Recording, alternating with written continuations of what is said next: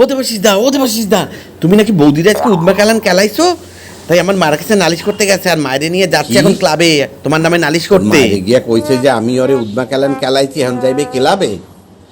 যাও ক্লাব দিয়ে যখন আমারে ডাকবে তখন আমিও কব আনে আসল ঘটনাটা কি। আরে কি হয়েছিল কি, তুমি বৌদিরে মেরেছো কেন? আরে গদাই বাবুর বাড়িতে তো গুরুদেব আইছে, পাড়া ধরে সবাই নিমন্ত্রণ করছে।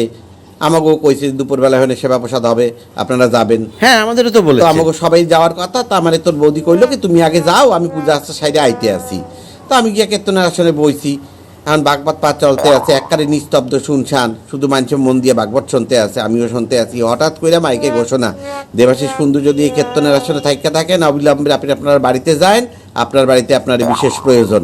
তা আমি উইটা যেই রওনা দিছি ওটা, তখন দিয়ে উল্টা দিক দিয়ে তোর বৌদি কইতে আছে, আরে বসো যাওয়া লাগবে না, আমি একটু চেক করে দেখলাম সত্যি কি তুমি এই কীর্তনের আসরে আসো না অন্য কোথাও কীর্তন বইতে গেছো। আমি আগে সোজা আড্ডা দিছি, আর ও আমার পিছন দৌড়তে আইছে। যে আইছে কি হয়, যাও কেন দিছি কানের গোড়ায় এক সোপার। তারপর আরে তুই যেহেনে যা করবি তুই কীর্তনের আসরে গিয়েও আমার সন্দেহ করো? ঠিকই তো, এত সন্দেহ বাতিক তোর মনে?